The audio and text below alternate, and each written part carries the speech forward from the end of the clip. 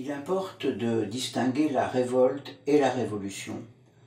Une révolte n'annonce pas nécessairement une révolution, même si des révoltes peuvent entraîner des mouvements révolutionnaires. Les révoltes naissent d'une situation intolérable, mais elles ne sont pas seulement populaires. Bien sûr, l'Ancien Régime connaît des révoltes populaires, des jacqueries souvent provoquées par la pression fiscale, mais aussi des révoltes nobiliaires contre l'État royal. Le souvenir de la Fronde est encore dans les mémoires. Dans la société moderne, la révolte est une protestation politique qui est inspirée par une aspiration démocratique, par un idéal égalitaire. Ainsi, la Commune de Paris, en 1871, qui vise la démocratie directe. Ainsi, le mouvement étudiant de mai 1968, qui mêle l'apologie de divers types de communisme et un discours anti-autoritaire. Ou encore, la révolte des Gilets jaunes, qui exprime la colère de la France périphérique et une aspiration à la démocratie directe. La révolution, quant à elle, se définit comme une transformation violente et refondatrice de la société, qui a pour enjeu le pouvoir légitime et l'exercice de la souveraineté. Cette transformation suppose un projet qui n'est pas nécessairement formalisé. Cette révolution peut se produire par surprise ou se développer à l'occasion d'un conflit entre le pouvoir légal et un pouvoir insurrectionnel. En France, le mot « révolution » fait référence à un imaginaire nourri par les souvenirs de la Révolution française. Il s'est ajouté, à partir de 1917 et jusqu'en 1990, une référence très forte à la révolution bolchevique, symbolisée par la prise du Palais d'Hiver. Mais nous ne saurions négliger les révolutions antérieures à la modernité. D'abord, la révolution communale du XIIe siècle, qui voit se nouer une alliance durable entre le pouvoir royal et les bourgeoisies urbaines en lutte contre les seigneurs. Ensuite, la glorieuse révolution anglaise de 1688, qui aboutit au renversement de Jacques II et à l'avènement de Guillaume III, prince d'Orange. Enfin, la révolution américaine de 1787, qui est à la fois nationale et républicaine, et qui aboutit à l'instauration d'une monarchie élective. Alors que les révolutions de juillet 89 et de février 1917 aboutissent à un transfert de souveraineté dans le cadre de la monarchie royale en France et contre la monarchie impériale en Russie, les révolutions d'août 1792 et d'octobre 1917 visent un changement total dans la société et dans l'exercice du pouvoir, et elles visent également une exportation de cette révolution radicale.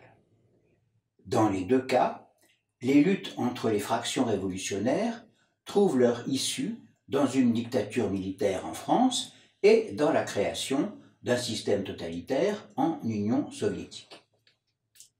Ce type de révolution est aujourd'hui aussi vivement rejeté qu'il a été glorifié au siècle dernier.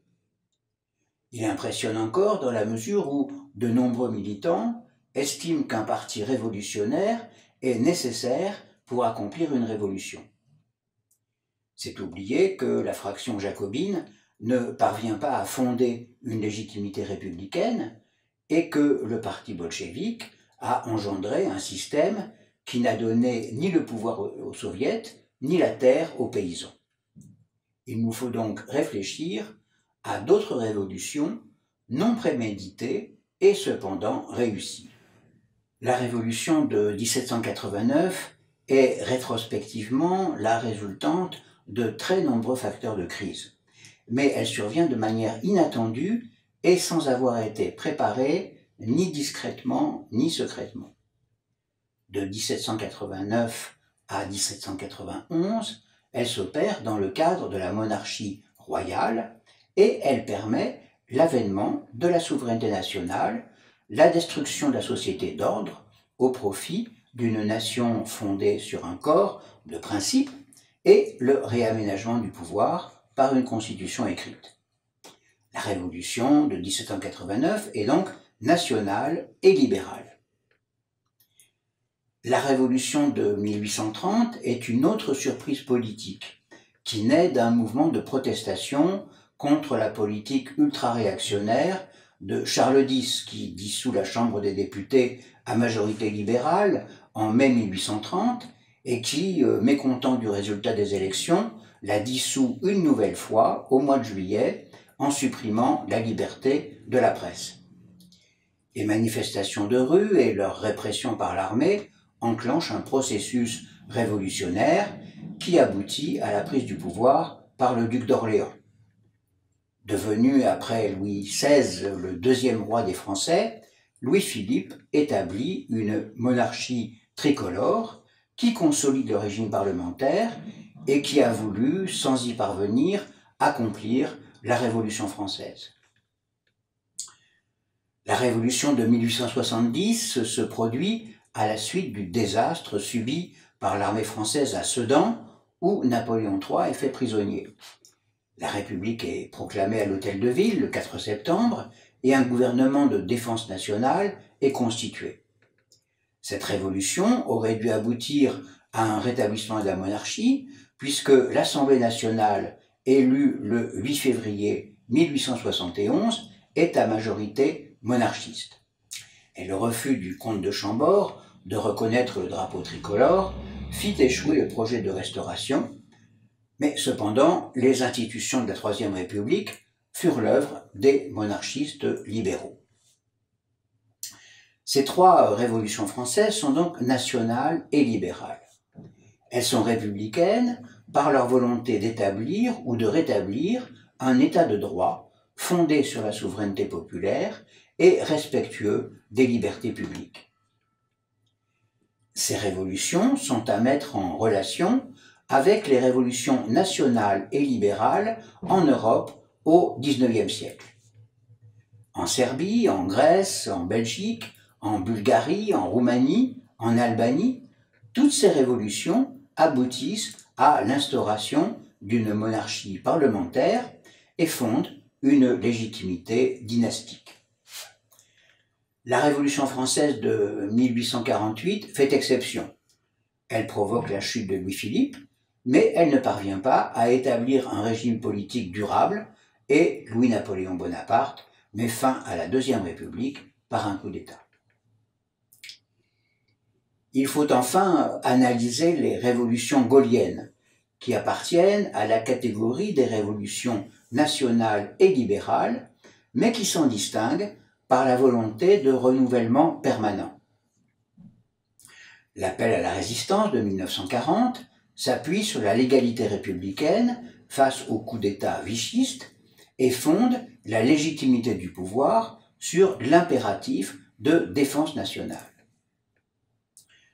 La France libre exprime très clairement la volonté commune d'accomplir une révolution avec la nation et pour la transformation en profondeur de la société. Cette révolution est préparée à Alger par le gouvernement provisoire de la République française et elle est mise en œuvre après la libération du territoire métropolitain.